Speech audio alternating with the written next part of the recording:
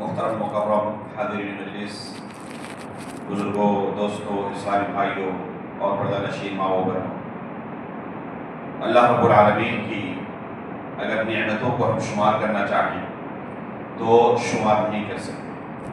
اللہ رب العالمین کا ارشاد ہے وَإِذْ تَعُدُّوا نِعْمَةَ اللَّهِ لَا تُحْصُوهَا، اگر تم اللہ کی نعمتوں کو شمار کرنا چاہو تو شمار نہیں کر سکتے۔ اگر ان تمام نعمتوں میں سے سب سے عظیم نعمت، سب سے بڑی نعمت کے بارے میں ہمیں سوال کیا جائے کہ تمہارے پاس اللہ رب العالمین کی دی ہوئی سب سے بڑی نعمت کیا ہے، تو ہمارا جواب ہوگا کہ دین اسلام ہمارے نزدیک اللہ رب العالمین کی سب سے بڑی نعمت ہے۔ اس سے بڑی کوئی دوسری نعمت نہیں ہو سکتی۔ نعمتیں بے شمار ہیں، لیکن ان میں سے سب سے عظیم نعمت یہ ہے کہ اللہ رب العالمین نے ہمیں دین کی نعمت سے نوازا ہے، توحید کی نعمت سے نوازا ہے۔ اگر ایک انسان کے پاس یہ نعمت موجود ہو، دوسری نعمتوں سے محروم ہو، تو پھر بھی اللہ رب العالمین کے پاس اس کے لیے نجات ممکن ہے۔ لیکن اگر اس نعمت سے ہی محروم ہو، دنیا کی ہر نعمت اس کے پاس موجود ہو، آخرت میں اسے نجات نہیں مل سکتی۔ اللہ رب العالمین نے اس نعمت کا تذکرہ کرتے ہوئے قرآن مجید کے اندر فرمایا الیوم اکملت لکم دینکم واتممت علیکم نعمتی، کہ آج میں نے تمہارے لیے دین کو مکمل کر دیا ہے اور اپنی نعمت تم پر پوری کر دی ہے۔ اللہ رب العالمین نے اسے نعمت قرار دیا۔ دین کو اللہ رب العالمین نے اس آیت کے اندر کیا فرمایا؟ واتممت علیکم نعمتی، تو صراحت کے ساتھ اس دین کو اللہ رب العالمین نے نعمت قرار دیا ہے۔ اللہ کے رسول صلی اللہ علیہ وسلم کو اللہ رب العالمین نے یہی دین دے کر لوگوں کے درمیان بھیجا تھا۔ اللہ کے رسول صلی اللہ علیہ وسلم اسی دین کی دعوت و تبلیغ کے لیے مبعوث کیے گئے تھے۔ لوگوں کے درمیان اللہ کے رسول نے اسی دین کو پھیلانا شروع کیا، کلمہ لا الہ الا اللہ کی طرف لوگوں کی دعوت دی، لیکن لوگوں کی طرف سے مخالفتوں کا دور شروع ہوا۔ وہی رسول جو ان کے درمیان ایک دو سال سے نہیں بلکہ گزشتہ 40 سال سے رہ رہے تھے، ان کے درمیان اللہ کے رسول صلی اللہ علیہ وسلم نے اپنی زندگی گزاری تھی، پرورش پائی تھی، اچھی طرح انہوں نے ایک دو سال نہیں 40 سال تک اللہ کے رسول کے کریکٹر کا مشاہدہ کیا تھا کہ آپ کبھی کسی کا نہیں دل دکھاتے، کسی کو ناحق نہیں ستاتے، کبھی جھوٹ نہیں بولتے۔ اللہ کے رسول صلی اللہ علیہ وسلم کی سیرت کے بارے میں کہیں ایک دھبا بھی نہیں تھا جہاں پر کوئی انگلی رکھ سکے۔ سب کے نزدیک محبوب تھے، لیکن جیسے اللہ کے رسول صلی اللہ علیہ وسلم نے دین کی دعوت لوگوں کے سامنے پیش کی، کہا یا ایھا الناس قولوا لا الہ الا اللہ تفلحوا، اے لوگو لا الہ الا اللہ کہو، اس بات کا اقرار کرو کہ اللہ کے سوا کوئی برحق معبود نہیں ہے اور میں اللہ کا سچا رسول ہوں۔ یہیں سے جو قریبی رشتہ دار تھے وہ بھی جانی دشمن بن گئے، دوست دشمنوں میں بدل گئے۔ اللہ کے رسول صلی اللہ علیہ وسلم اور آپ کی دعوت قبول کرنے والوں کے خون کے پیاسے ہو گئے۔ یہیں سے اللہ کے رسول صلی اللہ علیہ وسلم کے ساتھ ان کی عداوت شروع ہوئی، ان کے ساتھ اختلاف شروع ہوا، جھگڑا شروع ہوا۔ یہ بنیاد تھی اللہ کے رسول صلی اللہ علیہ وسلم کے ساتھ ان کے اختلاف۔ یہیں سے رسول اللہ صلی اللہ علیہ وسلم ان کی نظر کے سامنے کھٹکنے لگے۔ اللہ کے رسول صلی اللہ علیہ وسلم نے کسی کے گھر پر کوئی بلڈوزر نہیں چلایا تھا، کسی کی ماں بہن کی عصمت دری نہیں کی تھی، کسی کو گالی نہیں دی تھی، کسی پر ناحق کوئی ظلم و ستم نہیں ڈھایا تھا۔ اللہ کے رسول ان کے دشمن کیوں بن گئے؟ صرف ایک جرم تھا، اللہ رب العالمین کی وحدانیت کی دعوت و تبلیغ اللہ کے رسول نے شروع کر دی تھی۔ ان کے معبودوں کو باطل کرنا شروع کر دیا تھا کہ اللہ کو چھوڑ کر جن کی تم پرستش کرتے ہو، جن کی عبادت کرتے ہو، یہ باطل معبود ہیں۔ اللہ رب العالمین نے جنہیں ہدایت دی تھی وہ اس دعوت کو قبول کر کے دین اسلام کے اندر داخل ہونے لگے۔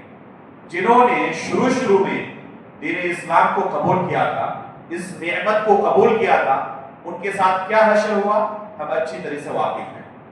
دشمنوں کی طرف سے، کفار مکہ کی طرف سے ظلم و ستم کے پہاڑ توڑے گئے ان پر، لیکن جنہوں نے اسلام قبول کر لیا ٹس سے بس نہیں، ان کو اس نعمت کا جب ادراک ہو گیا کہ اللہ رب العالمین کی عطا کردہ سب سے عظیم نعمت ہمیں حاصل ہو چکی ہے، تو دنیا کی ہر نعمت ہم ترک کر سکتے ہیں۔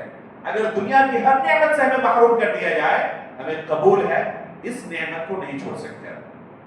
دین اسلام سے پھرنا اب گوارا نہیں ہے، چاہے اس کے لیے ہمیں مارا جائے، پیٹا جائے، گھر سے بے گھر کر دیا جائے، یہاں تک کہ قتل بھی کر دیا جائے، سب کچھ منظور ہے، دین اسلام کو چھوڑنا منظور نہیں ہے۔ ان صحابہ کرام نے اس نعمت کو حقیقت میں پہچانا تھا کہ یہ کتنی بڑی نعمت ہے، اس وجہ سے ہر چیز سہنے کے لیے تیار تھے، اس نعمت کو چھوڑنے کے لیے تیار نہیں تھے۔ اللہ کے رسول صلی اللہ علیہ وسلم انہیں دین سکھا بھی رہے تھے، قدم قدم پر اس نعمت کا احساس بھی کراتے تھے کہ تمہارے پاس اللہ کی سب سے بڑی نعمت موجود ہے، آخری سانس تک اس نعمت کی حفاظت کرنا، بس ایسا نہ ہو کہ تمہاری جان نکلنے سے پہلے، موت آنے سے پہلے یہ نعمت تمہارے ہاتھ سے نکل جائے اور کفر و شرک کی حالت میں اس دنیا سے تم رخصت ہو۔ اللہ کے رسول صلی اللہ علیہ وسلم قدم قدم پر ہر وقت انہیں اس نعمت کے بارے میں احساس دلاتے کہ یہ اللہ رب العالمین کی عطا کردہ بہت بڑی نعمت ہے جو تمہیں حاصل ہو چکی ہے، اس نعمت کی حفاظت کرنا تمہاری ذمہ داری ہے، اور اس نعمت کو پھر دوسری نسل تک منتقل کرنا بھی تمہاری ذمہ داری ہے۔ اللہ رب العالمین نے تمہارا انتخاب کر لیا ہے اپنے دین کے داعی کے طور پر، اس دین کو اگلی نسل تک پہنچانے کے داعی کے طور پر۔ اللہ رب العالمین نے ان کے بارے میں قرآن کریم کے اندر تذکیہ کرتے ہوئے فرمایا اولئک الذین امتحن اللہ قلوبہم للتقوی، یہ وہ نفوس قدسیہ ہے جن کو اللہ رب العالمین نے تقوی کے لیے چن لیا ہے، جن کے دلوں کا امتحان لیا ہے کہ یہ اس شریعت کے حاملین کے طور پر بالکل مناسب ہے کہ ان کو ان کے کندھوں پر یہ ذمہ داری ڈالی جائے، یہ اگلی نسل تک اس دین کو پہنچا دے۔ اللہ کے رسول صلی اللہ علیہ وسلم کے صحابہ اللہ کے رسول صلی اللہ علیہ وسلم سے اس دین کو سیکھ بھی رہے تھے، اور ساتھ میں اس نعمت کی حفاظت قدم قدم پر انہوں نے کی۔ کیا نہ ان پر مصیبت آئی، سب کچھ انہوں نے برداشت کیا، گھر سے نکالا بھی گیا اسے بھی برداشت کر لیا، گھر بار چھوڑنا پڑا، بیوی بچے سے ہاتھ دھونا پڑا، کتنے لوگوں کے سامنے ان کے بیوی بچوں کو مارا گیا، سب کچھ برداشت کر لیا، لیکن دین سے پھرنا گوارا نہیں کیا۔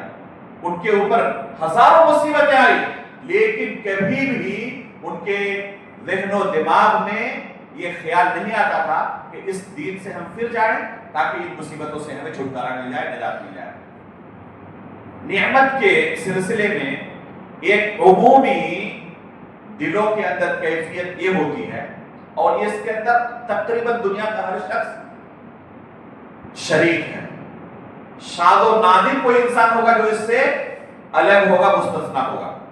نعمت کے تعلق سے تقریباً ہر شخص کو آپ دیکھیں گے کہ جو نعمت جسے بہت مشکل سے ملی ہے، اس نعمت کی حد درجہ اس کے پاس قدر ہے، لیکن وہی نعمت اگر اسے آسانی کے ساتھ مل جائے، بہت زیادہ خاص اسے کوئی قربانی نہ دینی پڑی ہو، مشکلات کا سامنا نہ کرنا پڑا ہو، آسانی کے ساتھ ایسے ہی مل گئی، تو اس نعمت کی اسے اتنی قدر نہیں ہوگی۔ مثال کے طور پر پانی لے لیں، آپ اپنے روم کے اندر بیٹھے ہوئے صرف نل گھماتے ہیں، فوراً پانی حاضر ہے بغیر کسی محنت کے۔ اس پانی کو آپ کیسے استعمال کرتے ہیں؟ جتنا روزانہ برباد کر دیتے ہیں ہم، اور آپ ہمارے ہی ملک کے اندر بے شمار علاقوں میں ایسے لوگ ہیں جو دن بھر اتنا پانی خرچ بھی نہیں کرتے۔ کیوں؟ کیونکہ اسی نعمت کو حاصل کرنے کے لیے کئی کلومیٹر کا انہیں روزانہ سفر کرنا پڑتا ہے، اپنے سروں پر اس پانی کو ڈھو کر لانا پڑتا ہے، اس پانی کے لیے روزانہ صبح سے شام تک لڑنا پڑتا ہے، تب 2-4 لیٹر پانی انہیں نصیب ہوتا ہے۔ تو وہ جس طرح اس پانی کی حفاظت کرتے ہیں، کیا ممکن ہے کہ دوسرا شخص جسے صرف نل گھمانے سے یہ نعمت مل جائے وہ بھی اسی طرح حفاظت کرے؟ نہیں ہو سکتا۔ اسے اس نعمت کا احساس نہیں ہو سکتا، کوئی محنت نہیں کرنی پڑی، بغیر نعمت کے حاصل ہو گئی۔ اگر کسی شخص کو کسی عالم دین سے کوئی دینی مسئلہ سیکھنے کے لیے ہزاروں کلومیٹر سفر کر کے جانا پڑے اور اس عالم دین سے بات ہوئی کہ آپ کے لیے صرف آدھے گھنٹے کا وقت ہے، 1 گھنٹے کا وقت ہے، بس 7 بجے سے 8 بجے تک صرف آپ کا وقت ہے، اور آپ اس 1 گھنٹے کے وقت کے لیے 1000 کلومیٹر سفر کر کے اس عالم دین کے پاس پہنچے ہیں، کیا خیال ہے؟ اس کے بعد بھی آپ کسی دوسرے کام میں مشغول ہو جائیں گے وہاں جانے کے بعد، یا آپ انتظار کریں گے کب وہ وقت آئے تاکہ اس کے پاس بیٹھوں اور ان سے دین سیکھوں؟ لیکن اس نعمت کو بغیر کسی خاص محنت کے حاصل ہو جائے، وہ عالم دین چل کر خود ہمارے شہر میں آئے اور ہماری مسجد میں آ کر ہمیں دین سکھائے، ہمیں کچھ محنت نہیں کرنی پڑی، روزانہ نماز پڑھنے کے لیے آتے تھے، آج بھی آئے، بیٹھ گئے، اعلان ہوا، کسی دوسرے کام کے اندر پھنس گئے، چلے بعد میں سن لیں گے، نہیں سنا تو کیا ہو گیا؟ احساس نہیں اس نعمت کا جو حاصل ہوئی، لیکن اسی نعمت کے لیے اگر گھنٹوں تک سفر کرنا پڑتا، کئی ہزار کلومیٹر تک سفر کرنا پڑتا، جیسے کہ ہمارے سلف صالحین کی سیرت میں 1 2 نہیں سینکڑوں مثالیں موجود ہیں کہ اس طرح وہ ہزاروں کلومیٹر سفر کر کے جاتے کسی عالم دین کے پاس دین سیکھنے کے لیے، اور پھر وہاں جو ان کے پاس وقت انہیں ملتا تو 1 منٹ کی حفاظت کرتے تاکہ ہمارا یہ وقت برباد نہ ہو جائے، اس کے لیے بڑی قربانی دی ہے، تبھی ہمیں نعمت حاصل ہوئی۔ تو ان صحابہ اکرام کو یہ دین کی جو نعمت ملی تھی بڑی قربانیوں کے بعد ملی، گھر بار چھوڑنا پڑا تھا، اپنی آنکھوں کے سامنے دیکھے تھے انہوں نے، بچوں کی قربانی دی تھی، بیوی کی قربانی دی تھی، والدین کی قربانی دی تھی، ان تمام قربانیوں کے بعد یہ دین کی نعمت انہیں ملی تھی۔ اس لیے اس دین کو کسی بھی طریقے سے وہ گندا نہیں کرنا چاہتے، صاف شفاف دین اللہ کے رسول کی زبانی انہوں نے سنی تھی، کوشش تھی کہ کسی دین پر وفات ہو جائے اور اس کے اندر ذرہ برابر ہماری زندگی میں کوئی تبدیلی نہ آئے، اسی پر وفات ہو جائے، قبر میں پہنچے، فرشتے پوچھے من ربک وما دینک ومن نبیک، تمہارا رب کون تھا، تمہارے دین کون، تمہارا دین کیا تھا، تمہارے نبی کون تھے، فوراً جو دین اللہ کے رسول سے سیکھا اسی کو پیش کر دو، نجات مل جائے۔ اس دین کے اندر ذرہ برابر کسی تبدیلی برداشت کو وہ برداشت نہیں کر سکتے تھے، کیونکہ بڑی قربانی کے بعد یہ نعمت ملی تھی۔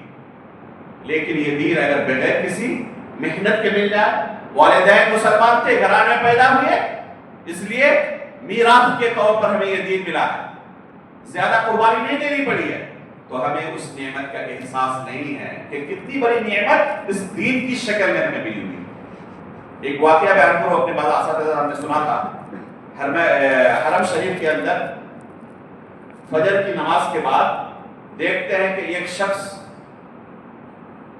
بہت لمبی 2 رکعت ادا کر رہا ہے، سنت کے مطابق 2 رکعت بہت ہی ہلکے انداز میں اللہ کے رسول صلی اللہ علیہ وسلم پڑھا کرتے تھے، یہاں تک کہ بعض لوگوں کو شک ہوتا کہ سورہ فاتحہ بھی آپ نے پڑھی یا نہیں پڑھی، اتنی تخفیف کے ساتھ ان 2 رکعتوں کو پڑھتے تھے۔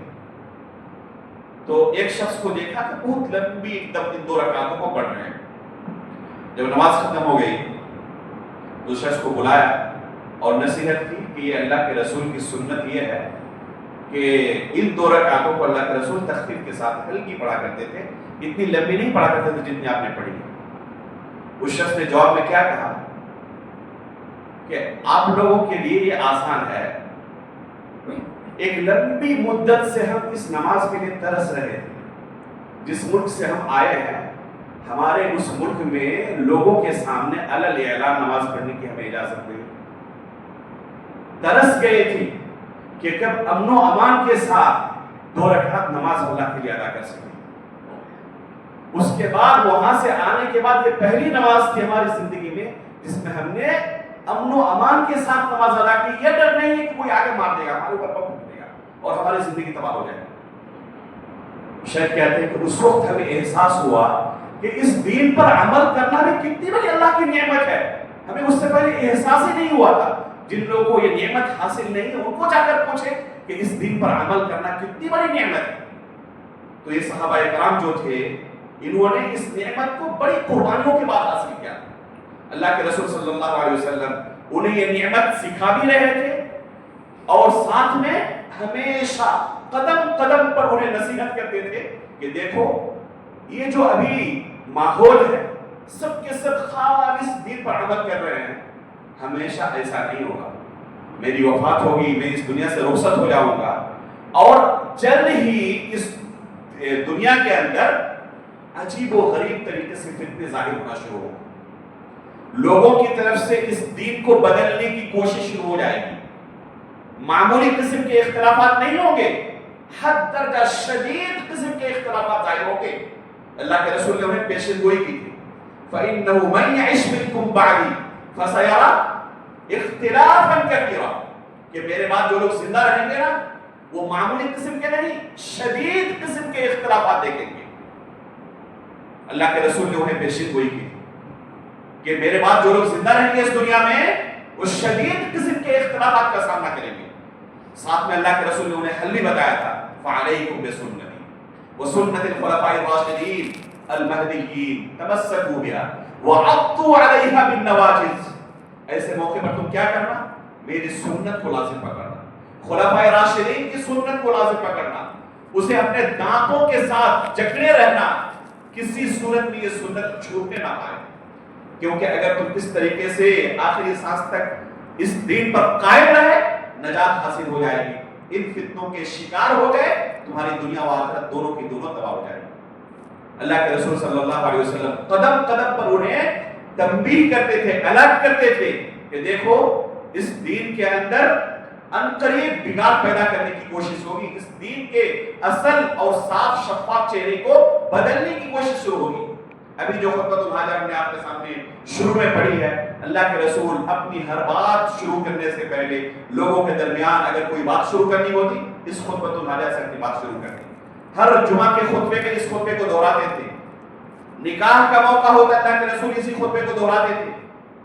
صحابہ اکرام اللہ کے رسول کی زبانی اس خطبے کو کتنی بار سن چکے تھے تعداد بیان نہیں کیا سکتے۔ کیوں اللہ کے رسول اس خطبے کو بار بار دہراتے تھے؟ کیا اس کے پیچھے کوئی مقصد نہیں ہے؟ ایک مرتبہ سن کر، دو مرتبہ سن کر آپ لوگوں کو یاد ہو چکا ہے، کیا صحابہ اکرام کو یہ خطبہ یاد نہیں ہو چکا تھا؟ ان الفاظ کو نہیں سمجھتے تھے کہ اللہ کے رسول کیا ہمیں کہہ رہے ہیں، لیکن بار بار کیوں دہراتے تھے؟ اس لیے کہ ان کے ذہن کے اندر یہ رچ بس جائے کہ جو چیز میں اس خطبے کے دوران کہہ رہا ہوں، جو نصیحتیں کر رہا ہوں، ہمیشہ یہ متنبہ رہیں، الرٹ رہیں، چوکنا رہیں، ہوشیار رہیں، جب ایسا موقع آئے دین پر ثابت قدم ہو جائے، اس دین کو کسی بھی صورت میں بگڑنے نہ دے۔ اللہ کے رسول کیا کہتے تھے؟ فَعَلَيْكُمْ إِيَّاكُمْ وَمُحْدَثَاتِ الْأُمُورِ فَإِنَّ كُلَّ مُحْدَثَةٍ بِدْعَةٌ وَكُلَّ بِدْعَةٍ ضَلَالَةٌ وَكُلَّ ضَلَالَةٍ فِي النَّارِ۔ ہر خطبے کے اندر بدعت کے تعلق سے تنبیہ کرتے تھے۔ بدعت کسے کہتے ہیں؟ کسی دین کو بگاڑ دینے کو بدعت کہتے ہیں، جو چیز دین نہیں ہے اسے دین بنا دینے کو بدعت کہتے ہیں۔ ہر خطبے کے دوران اللہ کے رسول انہیں تنبیہ کرتے تھے کہ اس دین کو بدعتوں سے تمہیں بچانا ہے، بدعتوں سے دور رہنا، بدعت اور اہل بدعت سے دور رہنے کی تلقین کرنا، یہ اللہ کے رسول صلی اللہ علیہ وسلم کی زندگی کا اہم باب ہے۔ ہمیشہ ہر ہفتے جمعہ کے دن عام وعظ و مجلس کی وعظ و نصیحت کی مجلسوں میں اللہ کے رسول بار بار انہیں دہراتے تھے کہ اس طرح کی بدعتوں سے اپنے آپ کو محفوظ رکھنا، بدعتیوں سے اپنے آپ کو محفوظ رکھنا، کیونکہ اگر تم اس میں پھنس گئے تو جو تمہارے پاس دین کی نعمت ہے، جو اصل اور اوریجنل شکل میں موجود ہے، یہ اگر اصل اور اوریجنل شکل میں محفوظ نہ رہے، اس میں بدعت شامل ہو جائے، یہ دین بگڑ جائے، اس کے اندر ملاوٹ آ جائے، تو اللہ رب العالمین کے پاس یہ ملاوٹ والا دین، بگڑا ہوا دین قابل قبول نہیں ہوگا۔ اللہ رب العالمین نے قرآن کریم کے اندر صاف لفظوں میں اعلان کر دیا ہے وَمَن يَبْتَغِ غَيْرَ الْإِسْلَامِ دِينًا فَلَن يُقْبَلَ مِنْهُ وَهُوَ فِي الْآخِرَةِ مِنَ الْخَاسِرِينَ، کہ جو اس دین کے اندر کیا کرے گا، جسے یہ دین ہضم نہیں ہوگا اصل اور اوریجنل شکل میں، وہ دوسرا کوئی دین تلاش نہیں جائے گا اس دین کو چھوڑ کر، اور پھر وہ اللہ رب العالمین نے جو دین اسلام اللہ کے رسول پر نازل کیا تھا اس اصل اور اوریجنل دین کو اللہ کے سامنے پیش نہیں کرے گا، اس کے علاوہ کوئی دوسرا دین پیش کرے گا، تو اللہ رب العالمین کے پاس یہ دوسرا دین قابل قبول نہیں ہوگا۔ فَلَن يُقْبَلَ مِنْهُ، ہرگز اس سے یہ دین قبول نہیں کیا جائے گا، وہ فی الآخرۃ من الخاسرین، اور آخرت میں یہ خسارہ اٹھانے والوں میں سے ہو۔ محترم حاضرین، آپ اندازہ لگائیں کہ صحابہ اکرام اس تنبیہ کا بار بار ان کے سامنے ان الفاظ کے دہرانے کا ان کی زندگی پر کیا اثر پڑا۔ چنانچہ یہ صحابہ اکرام ہمیشہ الرٹ رہتے تھے۔ اللہ کے رسول صلی اللہ علیہ وسلم کی وفات ہوئی، جو کبار صحابہ موجود تھے ان کے پاس دوسرے صحابہ اکرام دین سیکھنے کے لیے جانے لگے۔ عبداللہ بن عباس رضی اللہ تعالیٰ عنہ کا واقعہ پڑھیں، وہ اپنے ساتھیوں، ان کی عمر ہی کیا تھی اللہ کے رسول کی وفات کے وقت؟ 14-15 سال کی عمر تھی، جس عمر میں بچے کھیلتے رہتے ہیں۔ جب اللہ کے رسول صلی اللہ علیہ وسلم کی وفات ہو گئی تو انہوں نے اپنے ساتھیوں سے کہا، جن کے ساتھ اٹھتے بیٹھتے تھے، کہ ابھی بھی اللہ کے فضل و کرم سے اس امت کے اندر کبار علماء موجود ہیں، بڑے بڑے صحابہ اکرام موجود ہیں، چلو ان کے پاس چلتے ہیں اور دین کو سیکھتے ہیں۔ اللہ کے رسول صلی اللہ علیہ وسلم سے جیسے آپ اس دین کو سیکھا کرتے تھے، اس نعمت کو حاصل کرتے تھے، ایسا نہیں کہ آپ چھوڑ دیں وہ راستہ۔ ان کے ساتھیوں نے ساتھ نہیں دیا، اکیلے نکل پڑے، صحابہ اکرام کے چوکھٹ پر جا کر ڈیرا ڈال دیتے۔ مدینے کی تپتی گرمی میں جسم جھلس جاتا، پورا چہرہ گرد و غبار ہو جاتا، اور یہ صحابہ اکرام ظہر کے وقت باہر نکلتے، اپنے گھر کا دروازہ کھولتے، دیکھتے چوکھٹ پر عبداللہ بن عباس رضی اللہ تعالیٰ عنہ بیٹھے ہوئے ہیں۔ کہتے کہ ابن عباس، آپ کو ہمارے یہاں آنے کی کیا ضرورت تھی؟ آپ اشارہ کرتے ہیں، ہم خود آپ کے گھر پہنچ جاتے۔ آل بیت کی خدمت کرنے کے لیے اگر ہمیں کوئی موقع ملے تو اس سے زیادہ شرف کی بات ہمارے لیے کیا ہوگی؟ آپ اللہ کے رسول صلی اللہ علیہ وسلم کے گھرانے کے چشم و چراغ ہیں، صرف آپ ہمیں اشارہ کرتے ہیں، ہم آپ کے پاس آ جاتے ہیں۔ تو عبداللہ بن عباس رضی اللہ عنہ کیا کہتے تھے کہ نہیں، علم حاصل کرنے کے لیے استاد کے پاس آنا پڑتا ہے، میں طالب علم ہوں اور آپ استاد ہیں، اس وجہ سے آپ کے دروازے پر آیا ہوں تاکہ اللہ کے رسول صلی اللہ علیہ وسلم کی حدیثیں آپ سے سیکھ سکوں، اللہ کے رسول سے جو آپ نے دین سیکھا تھا وہ دین میں سیکھ سکوں۔ اس طریقے سے یہ صحابہ اکرام اللہ کے رسول صلی اللہ علیہ وسلم کے ان کبار صحابہ سے اس دین کو انہوں نے سیکھا۔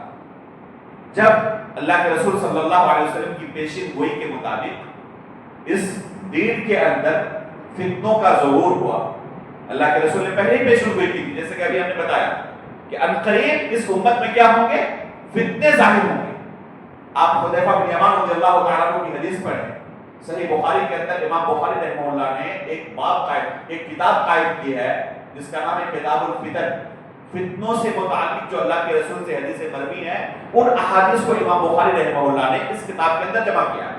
ان احادیث کو ایک بار پڑھ لیں ترجمے کے ساتھ، آپ کو احساس ہوگا کہ رسول اللہ صلی اللہ علیہ وسلم کس قدر اپنی امت کے لیے حریص تھے اور کس قدر اللہ کے رسول کو ڈر تھا کہ جب فتنے ظاہر ہوں گے تو ایسے بہت سارے لوگ ہو سکتے ہیں کہ ان فتنوں کا شکار ہو جائے۔ اللہ کے رسول انہیں تنبیہ کرتے تھے۔ صحابی رسول حذیفہ بن یمان رضی اللہ تعالیٰ عنہ کی خصوصی طور پر آپ سیرت پڑھیں، ان کے بارے میں پائیں گے کہ یہ فتنوں کے متعلق اسپیشلسٹ تھے، متخصص تھے، ماہر تھے۔ کیسے ماہر ہوئے؟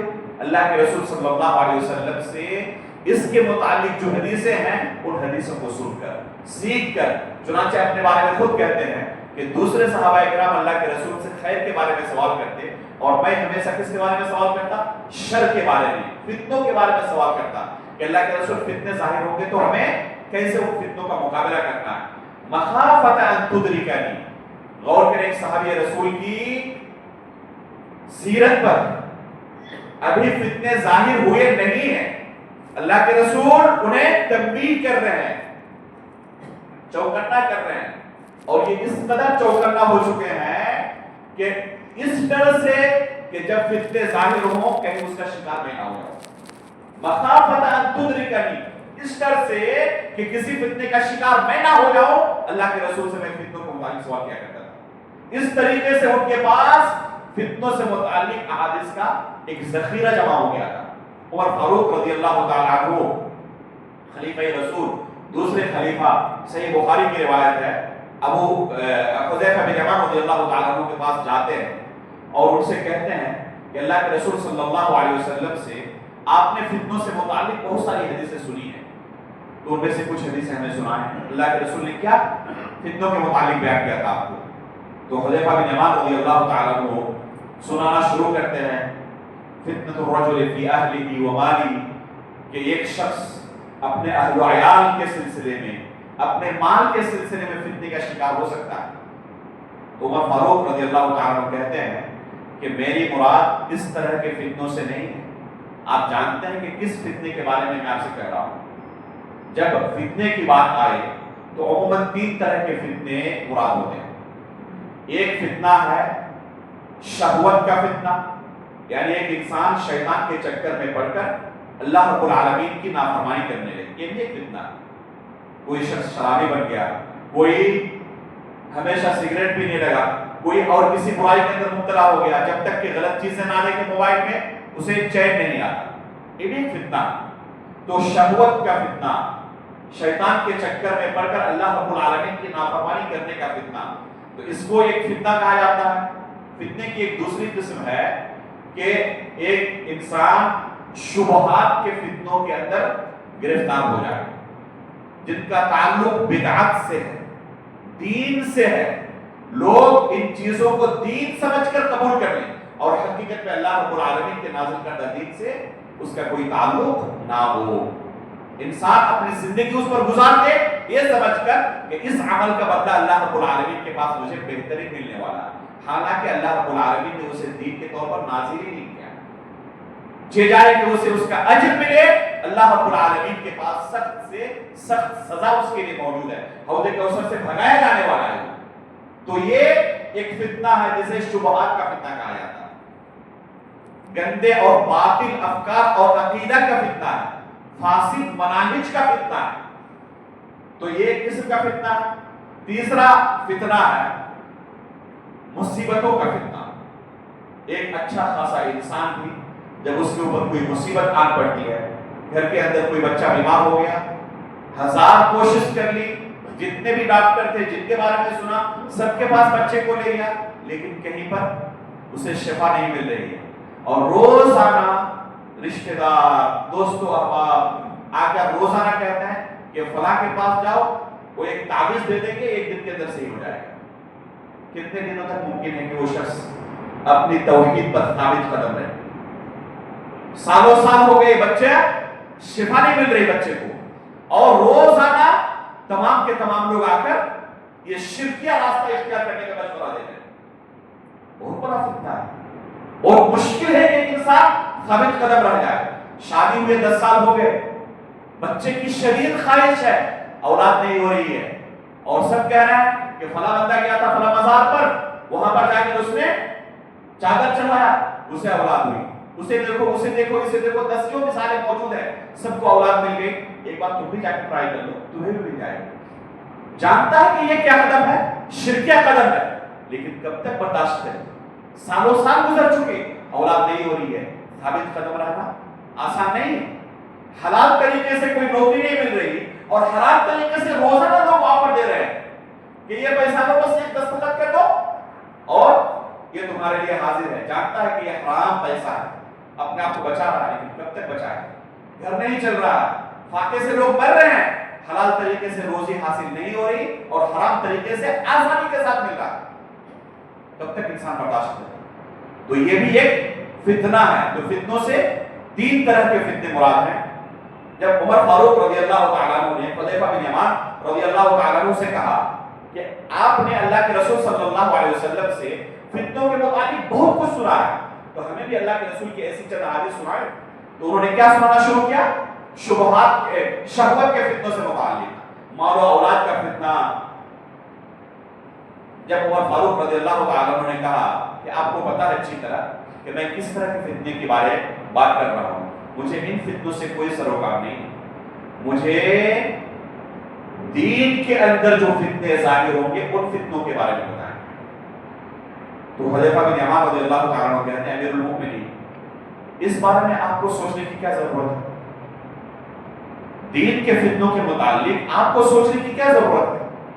آپ کے درمیان اور ان فتنوں کے درمیان ایک بند دروازہ ہے، آپ کو اس بارے میں سوچنے کی کوئی ضرورت نہیں ہے۔ عمر فاروق رضی اللہ تعالیٰ عنہ کہتے ہیں کہ یہ دروازہ کھولا جائے گا اور فتنے اس امت میں داخل ہوں گے، یا اس دروازے کو توڑ کر اس امت میں فتنے داخل ہوں گے؟ تو تو حذیفہ بن یمان رضی اللہ تعالیٰ عنہ کیا کہتے ہیں کہ توڑ دیا جائے گا اس دروازے کو توڑ دیا جائے گا، اور توڑ کر اس امت کے اندر فتنے ظاہر ہوں گے، فتنے داخل ہوں گے۔ عمر فاروق رضی اللہ تعالیٰ عنہ کہتے ہیں کہ اگر توڑ دیا جائے گا اور توڑ کر فتنے اس امت میں داخل ہوں گے، تب قیامت تک اس دروازے کو اب بند نہیں کیا جا سکتا۔ اگر کھولا جاتا تو پھر دوبارہ بند کیا جا سکتا، لیکن اگر توڑ دیا جائے گا تو قیامت تک اس دروازے کو بند نہیں کیا جا سکتا، اور اس امت کے اندر فتنوں سے قیامت تک اب کوئی حفاظت نہیں ہو سکتی۔ اس امت کے اندر روزانہ نئے نئے فتنے جنم لیتے رہیں گے۔ لوگ حذیفہ بن یمان رضی اللہ تعالیٰ عنہ سے پوچھنے لگے کیا عمر فاروق رضی اللہ تعالیٰ عنہ جانتے ہیں کہ اس بند دروازے سے مراد کون ہے؟ تو حذیفہ بن یمان رضی اللہ تعالیٰ عنہ کہنے لگے کہ جس طرح رات کے بعد دن آنے والا ہے نا، سب کو یقین ہے نہیں کہ جیسے رات ختم ہوگی دن ظاہر ہو جائے گا آئندہ کل، تو اسی طریقے سے عمر فاروق رضی اللہ تعالیٰ عنہ جانتے تھے کہ وہ بند دروازہ کھلا ہوا ہے۔ عمر فاروق رضی اللہ تعالیٰ عنہ اس فتنے کے لیے بند دروازہ تھا۔ اللہ کے رسول صلی اللہ علیہ وسلم نے حذیفہ بن یمان رضی اللہ تعالیٰ عنہ جو صاحب سر رسول اللہ ہے، اللہ کے رسول صلی اللہ علیہ وسلم کے رازدار تھے، انہیں خبر دی تھی کہ عمر فاروق رضی اللہ تعالیٰ عنہ اس امت کے لیے کیا ہے؟ بند دروازہ ہے۔ جب تک عمر فاروق موجود ہے اس امت کے اندر فتنے داخل نہیں ہو سکتے، لیکن جیسے عمر فاروق رضی اللہ تعالیٰ عنہ کو توڑا جائے گا، یعنی انہیں قتل کیا جائے گا، اس امت کے اندر جب فتنے داخل ہوں گے تو اب ان فتنوں سے اس امت کو کوئی نہیں بچا سکتا۔ اللہ کے رسول نے جو پیشین گوئی کی تھی کہ اس امت میں فتنے ظاہر ہوں گے شدید قسم کے، یہ کب ظاہر ہوں گے؟ خود اللہ کے رسول صلی اللہ علیہ وسلم کی دوسری حدیث سے پتہ چلتا ہے کہ جیسے عمر فاروق رضی اللہ تعالیٰ عنہ کو شہید کیا جائے گا، قتل کیا جائے گا، وہاں سے اس امت کے اندر فتنوں کا ظہور شروع ہوگا۔ چنانچہ ایسے ہی ہوا، عمر فاروق رضی اللہ تعالیٰ عنہ کو اللہ کے رسول صلی اللہ علیہ وسلم کے محراب میں شہید کر دیا گیا۔ اب وہ لوگ فیروز مجوسی، جو کہ حقیقت میں ایک مجوسی تھا، جس کی قبر کہاں ہے جانتے ہیں؟ ایران کے اندر باضابطہ اس کے قبر کو لوگ سلامی ٹھوکتے ہیں، طواف کرتے ہیں، مقدس سمجھتے ہیں۔ کس وجہ سے؟ کیونکہ عمر فاروق رضی اللہ تعالیٰ عنہ کو اس نے قتل کیا ہے، یہ اس کا کارنامہ۔ یہ ایران کے اندر قبر موجود ہے، اور یہ شیعہ جو عمر فاروق رضی اللہ تعالیٰ عنہ کو مسلمان نہیں سمجھتے تھے، جو اپنی نمازوں کے اندر ابو بکر و عمر پر لعنتیں بھیجتے ہیں، اما عائشہ صدیقہ رضی اللہ تعالیٰ عنہ کو زانیہ اور اس طرح کی تہمتیں لگاتے ہیں، جو انہیں مسلمان نہیں سمجھتے اور ان کے قاتل کے گلے میں مانا ڈالتے ہوں، ان کے قبر کی طواف کرتے ہوں، ان کے قبر کا طواف کرتے ہوں، کیا خیال ہے وہ آپ کو اور ہمیں مسلمان سمجھتے ہو؟ جو اپنی نمازوں میں ان صحابہ اکرام پر تبرہ بھیجتے ہیں اور انہیں کافر سمجھتے ہیں، ان پر لعنتیں بھیجتے ہیں، وہ ہم اور آپ جیسے مسلمانوں کو مسلمان سمجھتے ہوں گے؟ یہ بہت بڑی خوش فہمی ہے کہ کوئی اس قدر غافل ہو جائے اور خوش فہمی کے اندر مبتلا ہو جائے کہ جو صحابہ اکرام کو کافر سمجھتے تھے وہ ہم اور آپ جیسے لوگوں کو مسلمان سمجھتے تھے۔ لیکن افسوس کی بات یہ ہے کہ اس امت کے اندر اچھی خاصی تعداد میں ایسے لوگ موجود ہیں جو ان شیعوں سے مراسل رکھے ہوئے ہیں، ان شیعوں کے ساتھ اٹھنا بیٹھنا، ان کے ساتھ دوستی کرنا، ان کے افکار کو قبول کرنا ان کی زندگی کا اہم حصہ ہے۔ کہنے کی ضرورت نہیں کہ کن لوگوں کا ان کے ساتھ اٹھنا بیٹھنا رہتا ہے اور کون ان کے ساتھ دوستی کرتے ہیں اور ان کے افکار کو اس امت کے اندر پروموٹ کرتے ہیں۔ یہ اخوانیوں کا یہ سب سے محبوب مشغلہ ہے کہ سب سے زیادہ اگر ان کی دوستی ہے تو جن کے ساتھ ہے انہی ایرانیوں کے ساتھ، انہی شیعوں کے ساتھ۔ بلکہ مولانا مودودی کی خلافت و ملوکیت نامی کتاب باضابطہ ہدیے کے طور پر انہیں پیش کی جاتی ہے، جس میں صحابہ اکرام کے متعلق ناصبہ کلمات موجود ہیں۔ تو یہاں سے فتنوں کا ظہور ہوا۔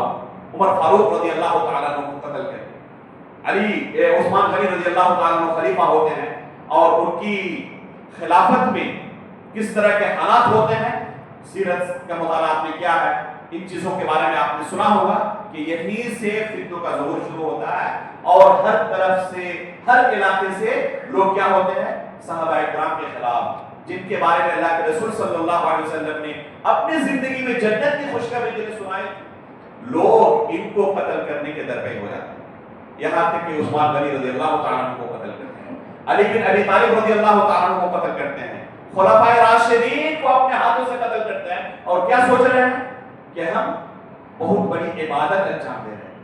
خلفائے راشدین کو یہ قتل کرتے تھے اور سوچتے تھے کہ اس کے بدلے میں ہمیں جنت ملے گی۔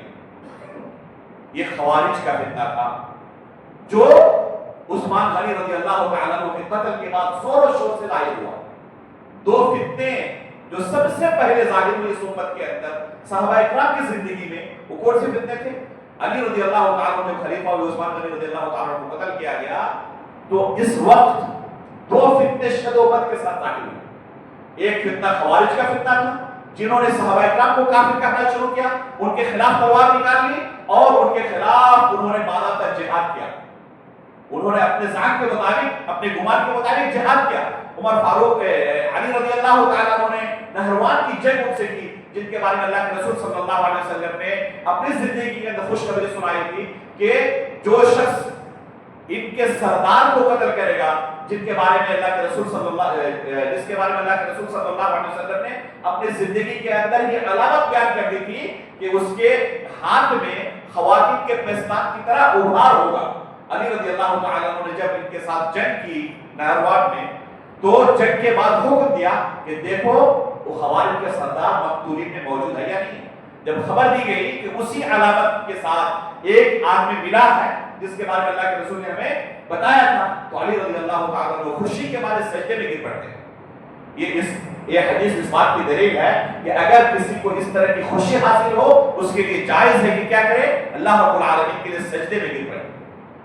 یہ جب فتنے ظاہر ہوئی تو اب غور کریں، ابھی ہم نے شروع میں کیا کہا تھا کہ نعمت جسے بڑی مشکل سے حاصل ہوتی ہے وہ اس نعمت کی حفاظت کرتا ہے۔ جب یہ فتنے ظاہر ہوئے تو یہی صحابہ اکرام جو ایک زمانے میں حدیث رسول سننے کے لیے بھاگتے پھرتے تھے، جب ان کے سامنے لوگ ظاہر ہوئے اور لوگوں کو حدیث سنانا شروع کیا تو انہوں نے کیا رویا اپنایا۔ ابن سیرین رحمہ اللہ فرماتے ہیں کہ فتنوں کے ظہور سے پہلے لوگ کسی کو کسی کے بارے میں پوچھتے نہیں تھے کہ یہ بات جو تم نے ہمیں سنائی ہے دین کے متعلق، یہ کس سے تم نے سنی ہے۔ لوگ ایک دوسرے پر اعتماد کرتے تھے۔ اس وقت کوئی فتنہ ظاہر نہیں ہوا تھا، اس وقت یہ تمیز نہیں ہوتی تھی کہ اس سے ہم دین کی بات سن سکتے ہیں، اس سے نہیں سن سکتے۔ لیکن جیسے ہی فتنے ظاہر ہوئے، یہ صحابہ اکرام جن کو اللہ کے رسول نے قدم قدم پر ہوشیار کیا تھا، تنبیہ کی تھی، یہ الٹ ہو گئی، چوکنا ہو گئے۔ اب ان کا حال کیا ہوا؟ ابن سیرین رحمہ اللہ فرماتے ہیں لم یکونوا یسألون عن الاسناد، اس سے پہلے اسناد کے بارے میں پوچھتے نہیں۔ فلما وقعت الفتنہ قالوا سموا لنا رجالکم، لیکن جیسے ہی فتنوں کا ظہور ہوا انہوں نے کیا کہنا شروع کیا؟ سموا لنا رجالکم، یہ آپ نے بات کن سے سنی ہے، ذرا ان کے بارے میں بتائیں۔ یہ آپ کو دین کی بات سنانے والے، اللہ کے رسول کی حدیث سنانے والے کون ہیں؟ فَيُنْظَرُ إِلَى أَهْلِ السُّنَّةِ فَيُؤْخَذُ حَدِيثُهُ وَيُنْظَرُ إِلَى أَهْلِ الْبِدْعَةِ فَلَا يُؤْخَذُ حَدِيثُهُ، دیکھا جاتا کہ اہل سنت کا نام لے رہے ہیں یا اہل بدعت کا نام لے رہے ہیں۔ یہ صحیح مسلم کے مقدمے کے اندر موجود ہے۔ ابن سیرین رحمہ اللہ جن کی وفات 110 ہجری کو ہوئی ہے، یہ عثمان غنی رضی اللہ تعالیٰ عنہ کے قتل کے بعد کا واقعہ ہے کہ صحابہ اکرام اور تابعین اعظام چوکنا ہو گئے، الرٹ ہو گئے۔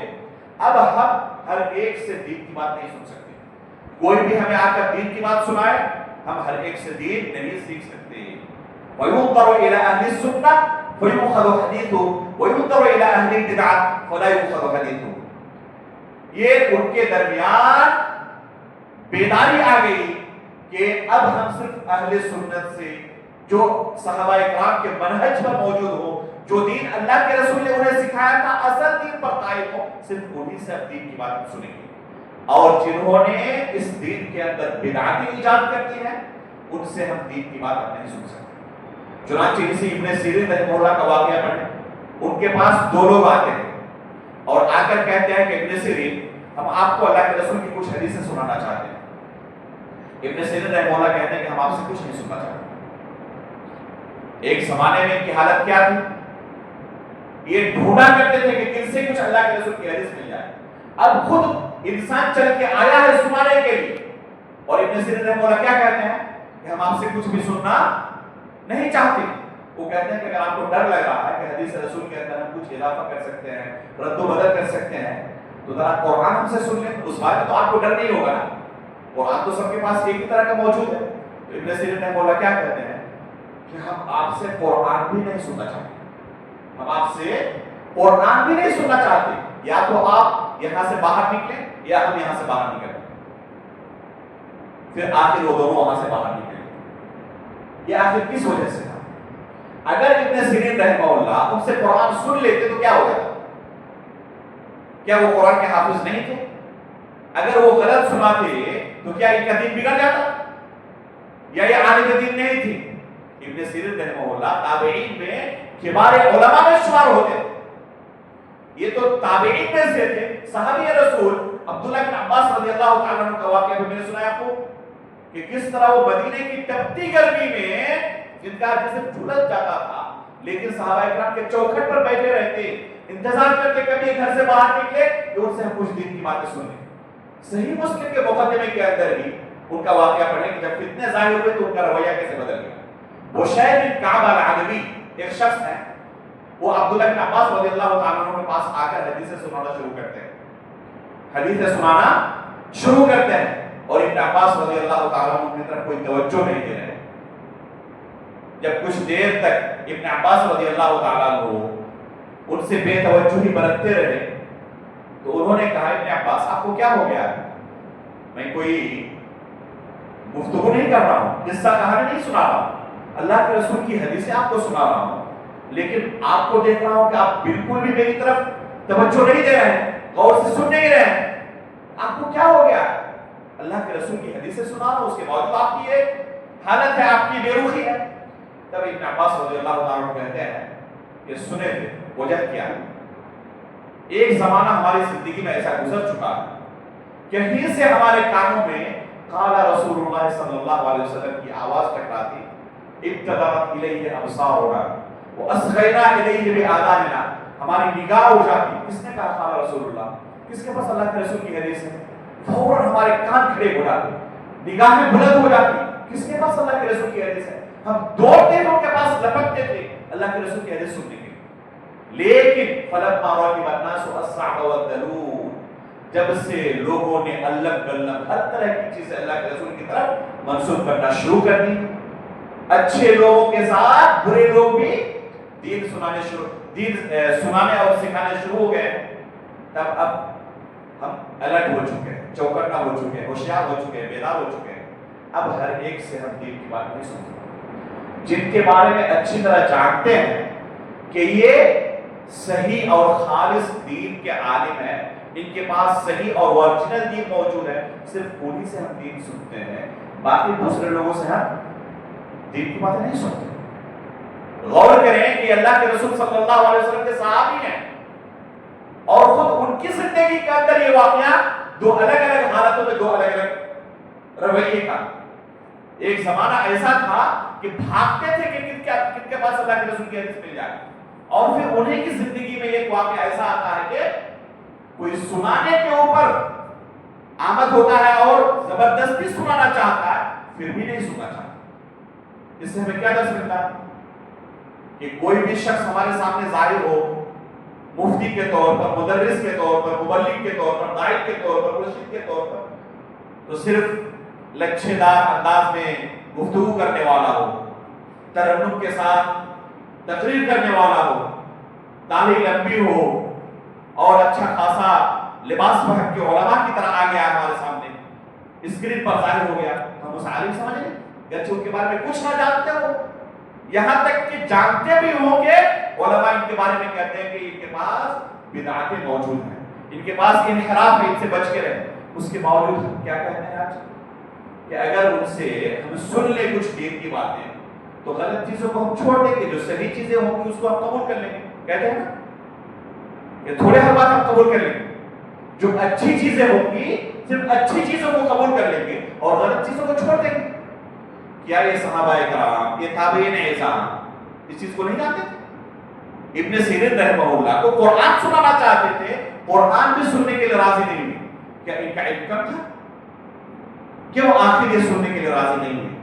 کیونکہ یہ اچھی طرح جانتے تھے کہ ہمارے پاس جو دین ہے نا وہ اصلی ہے، ورجنل ہے۔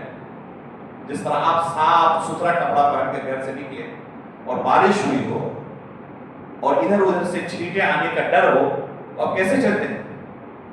حد درجہ الرٹ رہتے ہیں، کہیں سے کوئی گاڑی والا تیز گزر نہ جائے اور پھر گزرتے ہوئے آپ کے کپڑے پر کوئی چھینٹا نہ آ جائے، چوکنا رہتے نہیں رہتے۔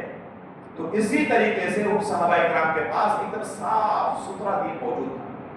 وہ نہیں چاہتے تھے کہ کسی بدعتی سے کوئی بات سنے اور اس بدعتی کی وہ بات دل کے اندر گھر کر جائے اور ہمارا جو اصلی دین ہے اس اصلی دین کے اندر کوئی دھبا پڑ جائے۔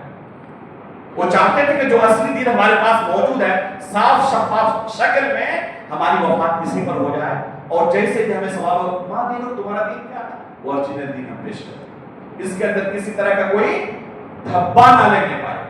اسی وجہ سے اس دین کی حفاظت کے لیے ہر چیز قبول کر سکتے تھے۔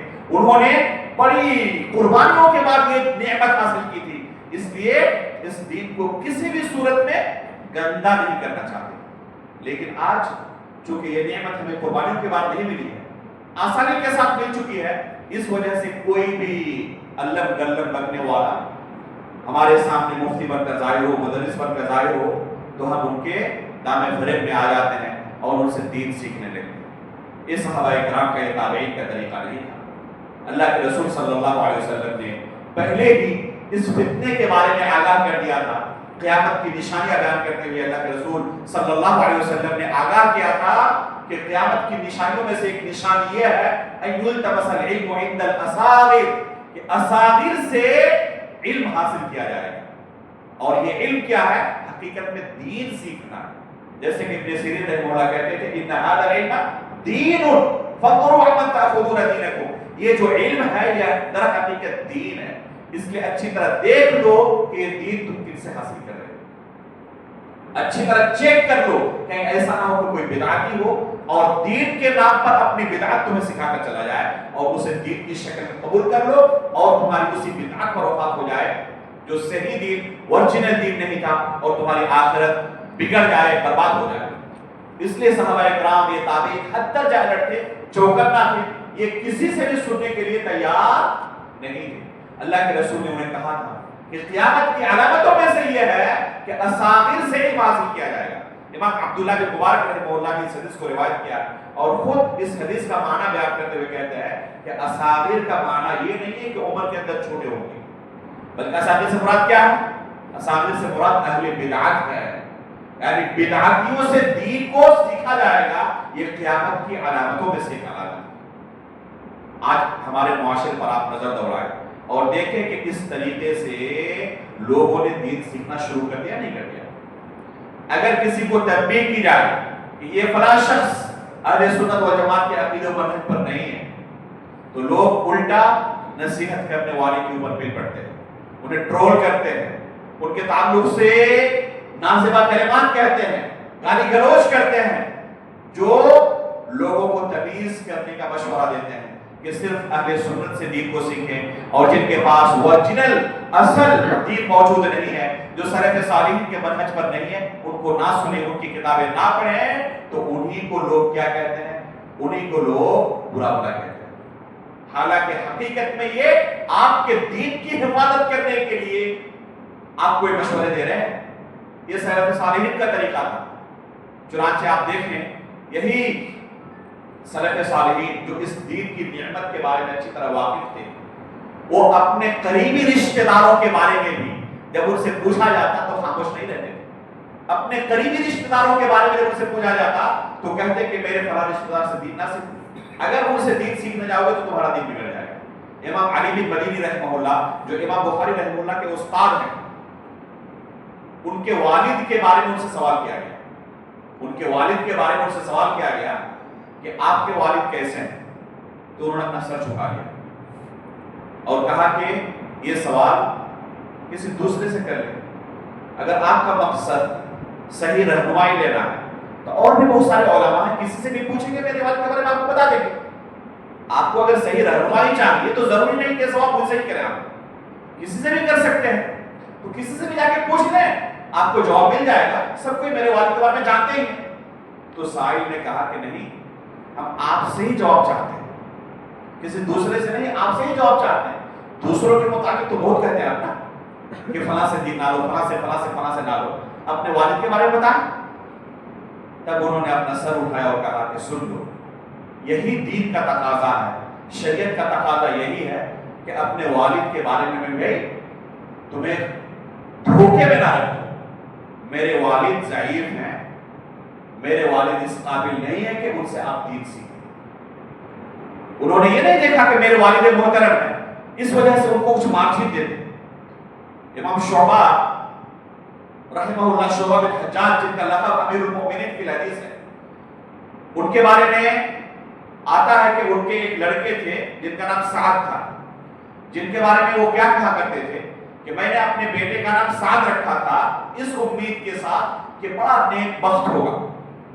سعد کا معنی نیک بخت ہے، اس امید کے ساتھ رکھا تھا، لیکن میری امیدوں کے مطابق میرا لڑکا نہیں نکلا۔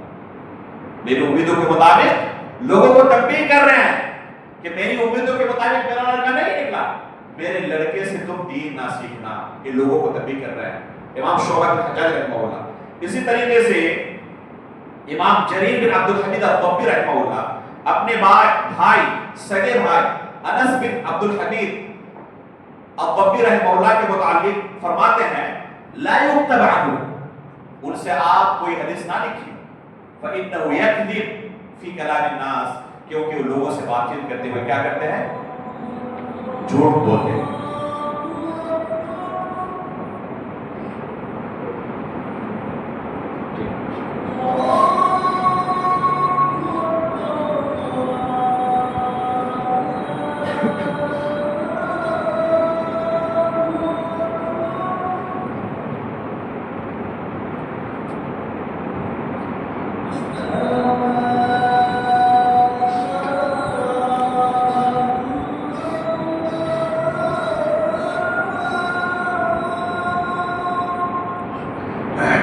تو یہ ایک فتنہ تھا جس کے بارے میں رسول اللہ صلی اللہ علیہ وسلم نے اپنے صحابہ کو تنبیہ کی تھی کہ دین تم ہر ایک سے نہیں سیکھ سکتے، صرف ان سے سیکھ سکتے ہو جو تمہیں صحیح اور اوریجنل دین سکھائے۔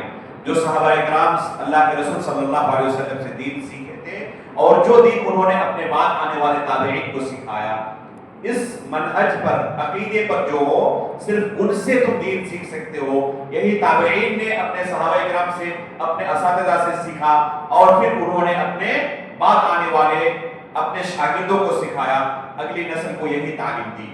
یہ چیز واضح طور پر موجود ہے، اس کے اندر کسی قسم کا کوئی اختلاف نہیں سلف صالحین کے نزدیک۔ چنانچہ آپ امام لالکائی رحمہ اللہ کی کتاب شرح اصول اعتقاد اہل سنہ والجماعہ پڑھیں۔ امام لالکائی رحمہ اللہ نے ایک دو نہیں 200 سے زائد ایسے نصوص بیان کیے ہیں جن میں اہل بدعت سے دور رہنے کی نصیحت موجود ہے۔ اہل بدعت سے جتنا ممکن ہو سکے دور رہو، ان سے کوئی بات نہ سنو۔ اسی وجہ سے سلف صالحین کے پاس اگر کوئی شخص، کوئی اہل بدعت ایک جملہ سنانے کے لیے آتا تو اپنے کان میں انگلی ڈال دیتا اور کہتے کہ ہم آپ سے آدھا جملہ بھی نہیں سن سکتے۔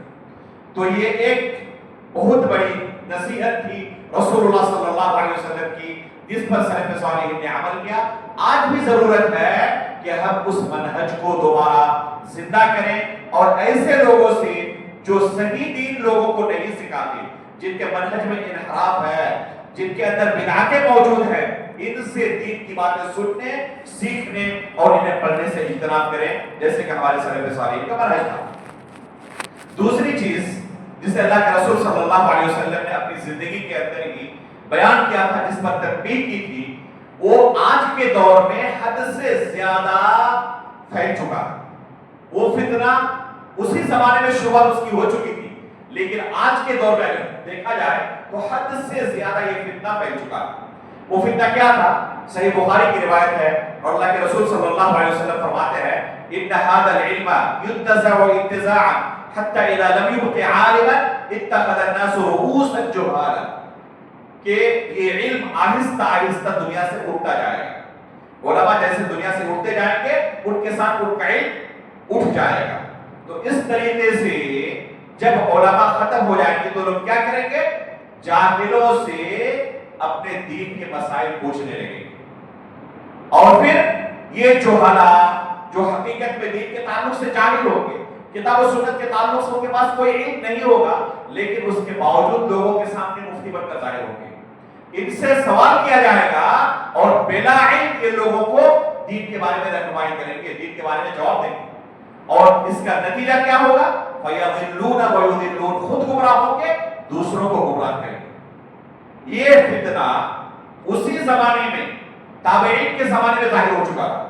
چنانچہ صحیح مسلم کے مقدمے کے اندر آپ پائیں گے امام ابو الزناد رحمہ اللہ جو تابعین میں سے ہے، فرماتے ہیں کہ میں نے خود مدینے کے اندر، جو کہ اس زمانے میں ان کا مرکز تھا، جو تاریخ اسلام کا سب سے سنہرا دور ہے، کبار محدثین کا دور ہے، آج لوگ کیا کہتے ہیں کہ یہ بردرس اس لیے میدان میں آئے کیونکہ علماء پیچھے ہٹ گئے۔ یہ سراسر بے بنیاد الزام، یہ اس وجہ سے نہیں ہے کہ علماء پیچھے ہٹے، بلکہ یہ بیماری پرانی بیماری ہے، جو سب سے خیر القرون تھا، سب سے سنہرا دور تھا، اس زمانے میں یہ لوگ موجود تھے۔ امام ابو الزناد فرماتے ہیں کہ ایک دو نہیں 100 کی تعداد میں، یعنی بکثرت ایسے لوگ موجود تھے مدینے کے اندر جو کیا کرتے تھے؟ لوگوں کو علم سکھاتے تھے، لوگوں کو دین سکھانے کے لیے خود سے حاضر ہوتے تھے ان کے سامنے، لیکن ان سے علم نہیں لیا جاتا تھا، لوگ ان سے بھاگتے تھے۔ کیوں؟ کہا جاتا تھا کہ یہ اہل علم سے نہیں ہے۔ امام مالک رحمہ اللہ نے اس کی توجیہ بیان کرتے ہوئے کہا ہے، جیسے کہ خطیب بغدادی رحمہ اللہ نے ان سے نقل کیا ہے کہ آخر جب یہ سنانے کے لیے آتے تھے، لوگوں کو دین سکھانے کے لیے آتے تھے، تو لوگ کیوں ان سے دور بھاگتے تھے؟ تو امام مالک رحمہ اللہ نے اس کی توجیہ کیا بیان کیا ہے؟ کیونکہ انہوں نے یہ علم کتابوں سے رٹ لیا تھا، علماء سے نہیں سیکھا تھا، ان کے سامنے بیٹھ کر استاد سے علم سیکھیں ایسا طریقہ نہیں اپنایا تھا۔ سلف صالحین کے بے شمار نصوص موجود ہیں کہ ایسا شخص جس نے استاد سے علم نہ سیکھا ہو، ان سے معروف طریقے سے علم کو نہ سیکھا ہو، شریعت کو نہ سیکھا ہو، اس کے پاس شریعت کا علم موجود نہ ہو، تو ایسے شخص سے جو ذاتی مطالعے سے دین کے بارے میں چند چیزیں جان چکا ہو، ایسے لوگوں سے بچا جائے گا، دور بھاگا جائے گا، ان سے دین نہیں سیکھا جائے گا۔ چنانچہ سلف صالحین کہا کرتے تھے کہ ایسے لوگوں کو اگر کوئی شخص موقع دیتا ہے تو صرف وہ مجرم نہیں ہے جو دین لوگوں کو بلا علم سکھاتے ہیں، بلکہ وہ بھی برابر مجرم ہے جو ایسے لوگوں کو موقع دیتے ہیں، اسٹیج فراہم کرتے ہیں کہ آپ لوگوں کو دین سکھائیں۔ یہ فتنہ آج کے زمانے میں حد درجہ بلند ہو چکا ہے۔ آپ تقریباً آج ہر علاقے میں ایسے لوگوں کو پائیں گے جو دیکھ کر قرآن حدیث پڑھ نہیں سکتے، ایک صدر پڑھنے کی صلاحیت نہیں ہے، سمجھنا تو بہت دور کی بات ہے۔ دین کے کسی مسئلے کے متعلق آپ پوچھیں کہ اس مسئلے کے بارے میں اگر ہمیں تحقیق کرنی ہے تو کن کتابوں کی طرف رجوع کریں؟ کتابوں کا نام تک نہیں سنا انہوں نے کبھی، اور نہ پڑھنے کی صلاحیت ہے۔ ایسے لوگ لوگوں کو دین سکھاتے ہیں۔ اگر کوئی شخص خود اندھا ہو اور ٹریفک پولیس بن جائے اور کہے کہ تم پہلے چلو وہ بعد میں چلے، تو نتیجہ کیا ہوگا؟ وہاں پر بے شمار ایکسیڈنٹ ہو کر لوگ مریں گے۔ اگر دنیاوی معاملے میں ایسا ہو کہ کوئی اندھا لوگوں کی رہنمائی کرے تو اس کا یہ انجام ہو سکتا ہے، آخرت کے معاملے میں کوئی اندھا ہو، شریعت کے معاملے میں کوئی اندھا ہو اور لوگوں کو وہ شریعت سکھائے، شریعت دکھائے، اس کا انجام اس سے کہیں زیادہ خطرناک اور بھینکر ہوگا۔ تو اس بارے میں بھی سلف صالحین کا متفقہ منہج رہا ہے کہ ایسے لوگوں سے بچا جائے گا، ایسے لوگوں سے دین نہیں سیکھا جائے گا جنہوں نے علماء کے پاس بیٹھ کر ایک لمبی مدت تک اس شریعت کو بتدریج نہیں سیکھا۔ ان سے ہم دین کو سیکھیں گے جن کے پاس علماء کے پاس بیٹھ کر ایک مدت تک دین سیکھنے کا تجربہ ہے اور ساتھ میں سلف صالحین کے عقیدے و منہج پر ہیں۔ آج لوگ کیا دلیل پیش کرتے ہیں؟ اللہ کے رسول صلی اللہ علیہ وسلم نے کہا بلغوا عنی ولو آیہ، کہ اگر تمہیں ایک آیت بھی بتاؤ تو وہ بھی لوگوں کو پہنچا دو۔ اس لیے ہم پر واجب ہو چکا ہے کہ ایک آیت کے بارے میں پتہ چل چکا، اس لیے ہم لوگوں کو ضرور وہ آیت بیان کریں گے۔ پہلی بات یہ کہ یہ حدیث جو دلیل کے طور پر پیش کر کے دعوتی میدان میں داخل ہوتے ہیں، کیا حقیقت میں ایک ہی آیت تک وہ اپنے آپ کو قابو کر لیتے ہیں، روک لیتے ہیں، یا یہاں سے شروع ہوتا ہے، یہاں سے داخل ہوتے ہیں اور دنیا و آخرت کے ہر مسئلے کے متعلق لوگوں کو جواب دیتے ہیں، لوگوں کو رہنمائی کرتے ہیں۔ آپ شاذ و نادر بھی شاید ان کی زبان سے نہیں سنے ہوں گے کہ مجھے اس مسئلے کے بارے میں علم نہیں ہے، لا ادری۔ حالانکہ کبار صحابہ جو اللہ کے رسول صلی اللہ علیہ وسلم سے حدیث سنا کرتے تھے، ان کے بارے میں جب پوچھا جاتا تھا تو کسی بڑے صحابی کی طرف احالہ کر دیتے تھے، یہاں تک کہ اتنا ڈرتے تھے کہ پھر انہیں کے پاس گھوم کر واپس آ جاتے۔ جب مجبوراً کہنا پڑتا تو چہرہ سرخ ہو جاتا کہ کہیں ہم سے کوئی غلطی نہ ہو جائے۔ یہی اہل علم کی شان ہوتی ہے، ان کے دل میں خشیت ہوتی ہے۔ لیکن جس نے کتاب و سنت کے بارے میں کوئی علم ہی حاصل نہیں کیا ہے، اس کے لیے بہت آسان ہے شریعت کے مطابق جو من میں آئے وہ بیان کرے، اور اپنے من کے اندر جو اسلام کی تصویر انہوں نے بنائی ہوئی ہے اسے ہی لوگوں کے سامنے اسلام بنا کر پیش کر دے۔ بس سامنے والا مطمئن ہو جانا چاہیے، چاہے ہم نے غلط چیز بول کر اسے مطمئن کیا ہو یا حقیقت میں اسلام کی تعلیم بول کر اس کو اپنے مطمئن کیا، اس سے فرق نہیں پڑتا، بس سامنے والا مطمئن ہونا چاہیے۔ باضابطہ خود انہوں نے اس چیز کا اقرار کیا اور میں اس کا عینی شاہد ہوں۔ میرے سامنے یہ جو انٹرنیشنل دعا ہے نا، ان کے سامنے بیٹھ کر کہ سامنے والے کو مطمئن کرنا اثر ہے ماننے سے، کس طریقے سے مطمئن کیا اسے کوئی فرق نہیں پڑتا۔ تو آپ دوسروں کی دین اور شریعت بنانے کے چکر میں آپ نے خود اپنی آخرت برباد کر لی۔ اللہ کے رسول صلی اللہ علیہ وسلم فرماتے ہیں کہ اگر کوئی شخص جان بوجھ کر میرے بارے میں جھوٹ بولے تو کیا کرے، وہ اپنا ٹھکانہ جہنم بنا لے۔ ایک شخص کو پتا نہیں کہ اللہ کے رسول صلی اللہ علیہ وسلم نے یہ شریعت بیان کی ہے یا نہیں کی، اور اپنی طرف سے شریعت بنا کر اسے پیش کر رہا ہے، یہ کبیرہ گناہ ہے کہ جس کو شریعت کے بارے میں علم نہیں ہے وہ اللہ رب العالمین کے بارے میں، اس کی شریعت کے بارے میں اپنی طرف سے کوئی من گھڑت چیز پیش کرے اور اسے شریعت بنا لے۔ یہ تقول علی اللہ، اللہ رب العالمین پر جھوٹ باندھنا ہے۔ تو یہ ایک بڑا فتنہ ہے جس سے آج بہت سارے لوگ جھوج رہے ہیں۔ ایک اور فتنہ جس سے امت مسلمہ کے بہت سارے نوجوان اس فتنے کے شکار ہو رہے ہیں یا بہت سارے ہو چکے ہیں، وہ ہے صحابہ اکرام کے تعلق سے بدزر ہونا، بدزبانی کرنا۔ ایک زمانے تک یہ سوچا جاتا تھا کہ اہل سنت میں سے کوئی ایسا بندہ نہیں ہو سکتا جو صحابہ اکرام کے تعلق سے بدزبانی کرے۔ بس روافض کے بارے میں، شیعوں کے بارے میں لوگ جانتے تھے کہ یہ صحابہ اکرام کے تعلق سے بدزبانی کرتے ہیں۔ یہ مولانا مودودی صاحب نے یہ دروازہ کھولا ہے کہ اہل سنت میں سے آج ایک دو کی تعداد میں نہیں، ہزاروں کی تعداد میں لوگ موجود ہیں جو بدزبانی کرتے ہیں۔ نام لے کر بعض صحابہ اکرام کے تعلق سے کہتے ہیں کہ اگر یہ بھی جنت چلے گئے تو ہمیں جنت نہیں چاہیے، اس میں نعوذ باللہ من ذلک۔ خود میرے ساتھ مناقشہ کرتے ہوئے بعض لوگوں نے بعض صحابہ اکرام کا نام لیا اور کہا کہ اگر یہ بھی جنت جائے تو آپ بھی ان کے ساتھ جنت جائیں، ایسی جنت ہمیں نہیں چاہیے۔ استغفر اللہ۔ کوئی اپنے آپ کو سنی کہے، شیعہ نہ کہے، اور وہ صحابہ اکرام کے تعلق سے کس طرح کی زبان استعمال کرے، تصور نہیں تھا مولانا مودودی سے پہلے۔ یہ مولانا مودودی اس زہر کے بانی ہے، لوگوں کے ذہن کے اندر اس زہر کو داخل کرنے۔ خلافت و ملوکیت نامی جو انہوں نے کتاب لکھی ہے، اس کو پڑھ کر لوگوں کے ذہن میں صحابہ اکرام کے تعلق سے جو تصور بنا ہے وہ اسی طرح کا تصور بنا ہے۔ آج لوگوں کے لیے بڑا آسان ہو گیا ہے صحابہ اکرام کی کتاب گوئی کرنا، ان کے بارے میں اپنی زبان درازی کرنا۔ اسی طرح کا ایک اور فتنہ جو بہت سارے نوجوان اس کے شکار ہو رہے ہیں وہ ہے خوارج کی فکر کا فتنہ۔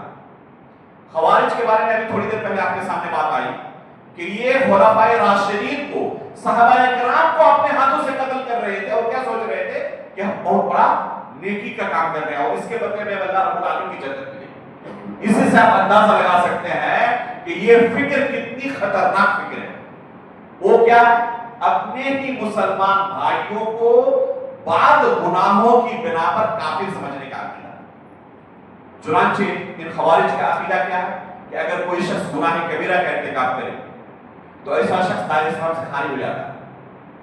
اگر کوئی بادشاہ اللہ رب العالمین کے نازل کردہ قانون کے مطابق فیصلہ نہ کرے تو وہ کافر ہو جاتا ہے. اور ایسے لوگ قرآن سے اور حدیث سے دلیل پیش کرتے ہیں. ابھی جو لوگ کہہ رہے تھے نا کہ بلغوا عنی والا ہے, تمہیں ایک آیت بھی پتہ چلے تو بس بیان کرو. دیکھیں کہ قرآن کو, حدیث کو اپنے ذاتی فہم سے سمجھنے کا انجام کیا ہو سکتا ہے. انہوں نے صحابہ اکرام کے خلاف تلوار اٹھائی اور قرآن سے دلیل دینے لگے اپنے عمل کے جواز کے لیے. کیا کہتے تھے کہ قرآن میں اللہ نے کہا ان الحکم الا للہ, قانون دنیا میں صرف اللہ کا چلے گا. ومن لم يحكم بما انزل الله فاولئك هم الكافرون, دنیا میں جو اللہ کے قانون کو نافذ نہ کرے وہ سب کے سب کافر ہیں. لہذا ہماری یہ حکمراں کیا ہے, اللہ رب العالمین کے قانون کے مطابق فیصلہ نہیں کرتے, یہ سب کے سب کافر ہو چکے. لہذا جب کافر ہو چکے تو ایسے لوگوں کا خون حلال ہو گیا. چنانچہ یہ خود ہی اپنے مسلمان بھائیوں کو کافر کہتے ہیں, حکم لگاتے ہیں اور خود سے ہی عدالت قائم کرتے ہیں, خود ہی جج بنتے ہیں, خود ہی وکیل بنتے ہیں, خود ہی فیصلہ سناتے ہیں اور خود ہی سزا بھی نافذ کرتے ہیں. چنانچہ سزا کیا, ان تمام لوگوں کو قتل کیا جائے.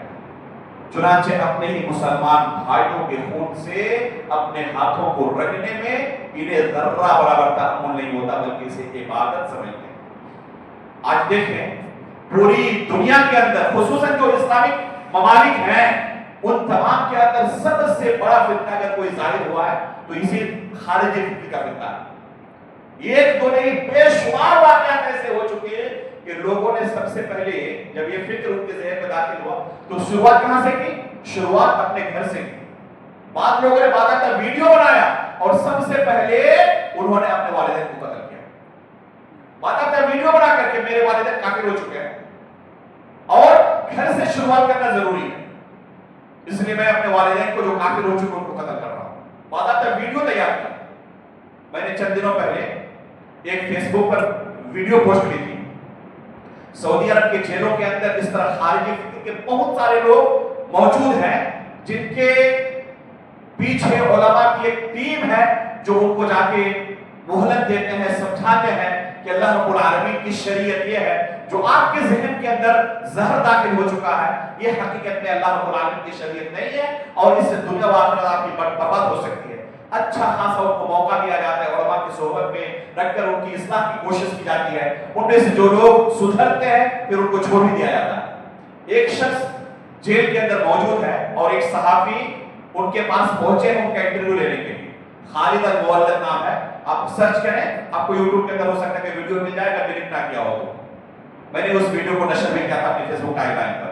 صحافی ان سے پوچھ رہے ہیں کیا کہ اس کا مطلب کہ پورے وہ تکفیر کے بارے میں یہ سب کے سب کافر ہو چکے ہیں, تو اس کا مطلب کہ پورے ملک کے اندر جتنے بھی حکمراں طبقے کے لوگ ہیں بادشاہ کے خاندان میں سے سب کو آپ کافر سمجھتے ہیں. تو بندہ جواب میں کیا کہہ رہا ہے کہ صرف ان کو نہیں بلکہ عام لوگوں کو میں کافر سمجھتا ہوں. کیوں؟ کیونکہ انہوں نے ان کو اپنا بادشاہ تسلیم کر لیا, لہذا وہ تو کافر ہیں کیونکہ اللہ رب العالمین کی شریعت کو, اللہ رب العالمین کے قانون کے مطابق زمین میں فیصلہ نہیں کرتے, اس وجہ سے وہ تو کافر ہو چکے. جو اس قانون کو تسلیم کر لے وہ بھی کافر. تو پھر یہ صاحب پوچھتے ہیں کہ اس کا مطلب کہ پورے ملک کے اندر آپ اکیلے مسلمان ہیں بس, جب سب کافر ہو چکے تو بچے کون رہے؟ تو وہ بندہ کیا کہہ رہا ہے جواب میں کہ صرف پورے ملک کے اندر نہیں بلکہ پوری دنیا میں اکیلا مسلمان ہوں. اس کے اپنے گمان کے مطابق پوری دنیا میں اکیلے وہ مسلمان ہیں بس, سب کے سب کافر ہو چکے ہیں. تو یہ صحافی اس سے پوچھ رہے ہیں اس کا مطلب کہ آپ مجھے بھی کافر سمجھتے ہیں اور موقع ملے تو مجھے بھی آپ قتل کر ڈالو. تو سامنے کیمرہ آن ہے, اس کے باوجود کیا کہتا ہے کہ اگر چھری نہ ملے تو گلا گھونٹ کر بھی آپ کو مارنے کی کوشش کرتا ہے, لیکن چونکہ مجبور ہوں, ہاتھ بندھے ہوئے ہیں, اس لیے نہیں قتل کر پا رہا ہوں, موقع ملتا تو آپ کو مار دیتا ہے. یہ فکر, حالانکہ یہ بندہ یہ خالد المولد ایک لمبی مدت تک مسجد نبوی کے اندر حجاج اور معتمرین کی خدمت کر چکا ہے. شروع سے ایسا نہیں تھا, ایک لمبی مدت تک زائرین کی خدمت کرتا تھا زمزم ڈپارٹمنٹ میں اور زائرین کو زمزم پلاتا تھا, مسجد نبوی کے دروس میں بیٹھا کرتا تھا. یہ اس کی سیرت ہے. لیکن جیسے ان لوگوں نے یہ فکر ان کے ذہن میں داخل کی وہ اس لیول تک پہنچ چکا ہے۔ اور ایسے ہمارے آس پاس کے بھی جب اس طرح کے واقعات ہوتے ہیں کہ فلاں کا بیٹا، فلاں کا بھائی، فلاں کا دوست اس طرح کے گروپ کا شکار ہو چکا ہے اور اس طرح ان لوگوں کی تکفیر کر رہا ہے اور اس طریقے سے لوگوں کے خلاف پروپیگنڈے کر رہا ہے، موقع ملے تو لوگوں کو قتل کر ڈالے۔ تو یہ فتنہ دنیا کے اندر خصوصاً مسلم ممالک کے اندر، ہمارے ملک کے اندر بھی بہت ساری جگہوں پر پھیل چکا ہے۔ خود ہمارے ایک ساتھی نے بیان کیا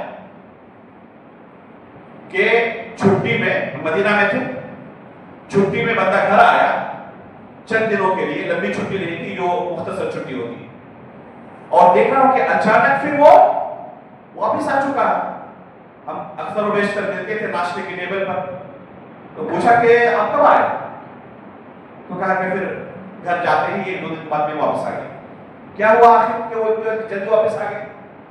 کہا کہ جیسے گھر پہنچا میرے وہ ساتھی جن کے ساتھ ہم نے زندگی گزاری، ایک لمبے عرصے تک ہم دوست تھے، وہ میرے پاس آئے اور یہی فکرہ میرے سامنے پیش کیا کہ یہ سب کے سب لوگ کافر ہو چکے ہیں، ان کے خلاف ایکشن لینا ضروری ہے۔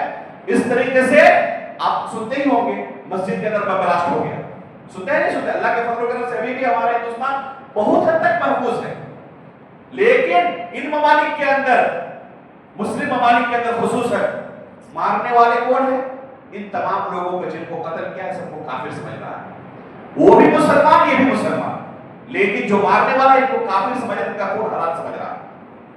چنانچہ یہ کہنے لگا کہ جیسے میں گیا تو یہ میرے پاس آئے اور اس طریقے سے انہوں نے پلان پیش کیا۔ یہ بنگلہ دیش کا واقعہ ہے۔ تو میں نے ان کو سمجھایا کہ دیکھیں یہ خوارج کی فکر ہے، یہ اگر کسی کو آپ نے اس طرح قتل کر ڈالا تو آپ کی دنیا و آخرت دونوں تباہ ہو جائے گی۔ کسی ناحق کو قتل کرنے کا کیا جرم ہے، کتنی بڑی سزا اس کے لیے آخرت میں، سب کچھ ان کو میں نے سمجھایا۔ وہ میرے پاس سے تو چلے گئے، بعد میں مجھے خبر ملی کہ یہ اب سب سے پہلے مجھے قتل کرنا چاہتے ہیں اور اس کی پوری تیاری چل رہی ہے۔ تو فوراً میں اسی وقت وہاں سے باہر نکلا اور ایئرپورٹ پہنچا سامان لے کر اور یہاں پہنچا۔ اگر ان کے ہاتھ لگ جاتا تو سب سے پہلے مجھے ہی قتل کرتے، حالانکہ ایک زمانے میں جگری دوست تھے۔ یہ فکر لوگوں کے ذہن میں، خصوصاً نوجوان طبقے میں جو علماء کے ساتھ جڑے ہوئے نہیں رہتے ہیں، منہج سلف سے جڑے ہوئے نہیں ہیں، خصوصاً ڈاکٹر اسرار احمد اور سید قطب وغیرہ کی کتابیں پڑھنے والے جو پوری مسلم سوسائٹی کو کافر سمجھتے تھے۔ سید قطب کی تاریخ جانتے ہیں؟ وہ مسجد کے اندر نماز پڑھنے کے لیے نہیں آتے، یہاں تک کہ کہتے ہیں جو مؤذن مینارے پر چڑھ کر اشہد ان لا الہ الا اللہ و اشہد ان محمد رسول اللہ کی آواز لگا رہا ہے نا، یہ اس کلمے سے واقف نہیں ہے، یہ بھی مسلمان نہیں ہے، کسی کو مسلمان نہیں سمجھتے تھے۔ تو اس طرح کے لوگوں کی اور اس طرح کے منحرف دعات کی کتابیں پڑھنے والے، ان کے لیکچرز پڑھنے والے، ظاہر سی بات ہے کہ یہ زہر ان کے دماغ میں بھی داخل ہونے والا ہے۔ اسی وجہ سے بار بار ہم تنبیہ کرتے ہیں کہ اس طرح کے فتنوں سے اپنے آپ کو محفوظ رکھیں۔ سلف صالحین کے منہج پر جو علماء آپ کی رہنمائی کرتے ہیں ان کے ساتھ جڑے رہیں، اور جو منحرف فکر کے دعات ہیں ان سے جتنا دور ہو سکے اپنے آپ کو رکھیں۔ ان السعید لمن جنب الفتن، اللہ کے رسول صلی اللہ علیہ وسلم فرماتے ہیں کہ بڑا نیک بخت ہے وہ بندہ جو فتنوں سے اپنے آپ کو بچا لے۔ آخر میں 2 منٹ میں ایک اور فتنے کے بارے میں اشارہ کر کے اپنی بات ختم کروں گا، اس کے بعد کسی کا کوئی سوال ہو تو پیش کر سکتا ہے۔ وہ فتنہ ہے انکار حدیث کا فتنہ۔ اللہ کے رسول صلی اللہ علیہ وسلم نے جن فتنوں کے بارے میں اپنی زندگی میں تنبیہ کی تھی ان میں سے ایک فتنہ انکار حدیث کا فتنہ تھا۔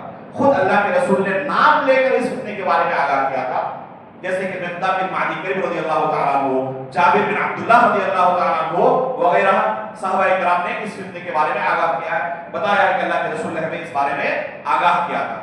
کچھ لوگ قرآن کی تعظیم کے نام پر، قرآن کی تعظیم کے نام پر حدیث رسول کو ڈاؤن کرنے کی کوشش کریں گے، اس کا مقام و مرتبہ گھٹانے کی کوشش کریں گے، اور کیا کہیں گے؟ قرآن جو ہے نا یہ متفق علیہ چیز ہے، اس میں کسی کا کوئی اختلاف نہیں۔ حدیث کے اندر تو ہزاروں اختلافات ہیں، یہ نہیں مانتا، یہ نہیں مانتا، یہ نہیں مانتا، اس لیے جس پر سب کا اتفاق ہے اسی کو ہم اپنا دستور، اپنی شریعت، اپنا دین سمجھیں، اس سے اختلاف ختم ہو جائے گا، سب لوگ متحد ہو جائیں گے۔ اس لیے قرآن کی تعظیم کے نام پر کیا کریں گے؟ وہ سنت کا انکار کرنا شروع کریں گے۔ اللہ کے رسول صلی اللہ علیہ وسلم فرماتے ہیں کچھ لوگ ظاہر ہوں گے اور کہیں گے کہ ہمیں صرف قرآن آپ سنائیں، قرآن کے علاوہ کچھ نہ سنائیں۔ تو اللہ کے رسول صلی اللہ علیہ وسلم فرماتے ہیں کہ سن لو، مجھے اللہ رب العالمین کی طرف سے قرآن بھی دیا گیا ہے اور قرآن کی طرح ہی اور ایک چیز دی گئی ہے، وہ کیا ہے؟ اللہ کے رسول کی سنت۔ جس طرح اللہ رب العالمین کسی چیز کو حلال کہے تو وہ چیز حلال ہے، کسی چیز کو حرام کہے تو وہ چیز حرام ہے، ٹھیک اسی طرح اگر میں کسی چیز کو حلال یا کسی چیز کو حرام کہوں تو اسی طرح حلال اور حرام ہے، دونوں میں کوئی فرق نہیں ہے۔ اور یہی اللہ کے رسول کے صحابہ تمام سلف صالحین کا منہج رہا ہے کہ ان کے سامنے چاہے قرآن کی دلیل پیش کی جاتی یا اللہ کے رسول کی کوئی حدیث بیان کی جاتی، وہ دونوں کو سیم درجہ دیتے، کوئی فرق نہیں تھا۔ یہ نہیں کہتے اس مسئلے کی دلیل حدیث سے تو آپ نے دے دی، قرآن سے بھی کوئی دلیل ہے یا نہیں ہے، اگر قرآن سے ہو تو ہم مانیں گے ورنہ نہیں مان سکتے۔ یہ زہر اور یہ بیماری الحمدللہ سلف صالحین کے زمانے میں نہیں تھی سوائے چند گمراہ لوگوں کو۔ یہ بیماری بر صغیر کے اندر آخری عرصے میں حد سے زیادہ پھیلی، چنانچہ بر صغیر کے اندر ایک لمبی فہرست ہے، میری ایک کتاب ہے منہج سلف کا دفاع، اس کے اندر بہت سارے فتنوں کے بارے میں نے لکھا ہے، ان میں سے اس فتنے کے بارے میں بھی تفصیل سے لکھا ہے، ان تمام لوگوں کے نام کے ساتھ پوری لسٹ دی ہے جن کے لٹریچرز میں سنت رسول کا یا تو انکار موجود ہے یا پھر استغفار موجود ہے، تحقیر موجود ہے، توحید موجود ہے، سنت رسول کی تعظیم ان کے آگے پائیں گے۔ ایسے تمام دعات کے لٹریچر سے، ان کی کتابوں سے اپنے آپ کو دور رکھنے کی ضرورت ہے۔ اگر ان کے لٹریچرز پڑھتے رہے تو یہ انکار سنت کا کیڑا کب آپ کے ذہن کے اندر داخل ہو جائے اور کب آپ کی دنیا اور آخرت تباہ و برباد کرنے کا نہیں آ سکتا۔ تو یہ بہت بڑا فتنہ ہے جو کہ بہت تیزی کے ساتھ سر اٹھا رہا ہے۔ ابھی اگر کہا جائے تو ملک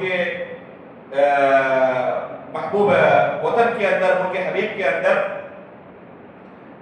علی گڑھ مسلم یونیورسٹی کے ایک پروفیسر ہیں راشد شاز کے نام سے، نام سنا آپ لوگوں نے؟ یہ بر صغیر کے اندر ہندوستان میں اس فتنے کے علم بردار ہیں۔ پڑوسی ملک کے اندر کہا جائے تو جاوید غامدی، قاری حنیف ڈار وغیرہ اس فتنے کے علم بردار ہیں۔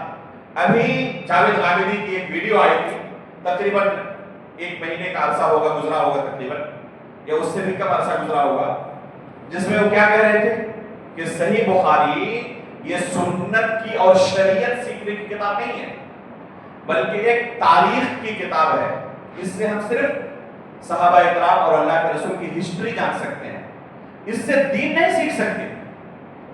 ہم دین کہاں سے سیکھیں گے؟ قرآن سے اور سنت سے، اور سنت ہمیں صحیح بخاری میں نہیں ملے گی۔ سنت کہاں ملے گی؟ سنت مسجد کے اندر ملے گی۔ اس لیے لوگوں کو آپ جس طریقے سے مسجد کے اندر دیکھتے ہیں، دین کو فالو کرتے ہیں، یہی سنت ہے۔ آپ اگر حدیث کی کتابوں میں جا کے سنت ڈھونڈیں گے تو وہاں کو سنت نہیں ملے گی۔ تو حدیث رسول کیا ہے؟ یہ کہتے ہیں کہ یہ سب کیا ہے؟ تاریخی دستاویز ہے، بس ان کی حیثیت بس اتنی ہے، یہ دین اور شریعت نہیں ہے۔ تو حقیقت میں یہ فتنہ بہت تیزی کے ساتھ ابھر رہا ہے، اور ایسے منحرف دعات کے لٹریچرز پڑھنے کی وجہ سے بہت سارے نوجوان گمراہ ہو رہے ہیں۔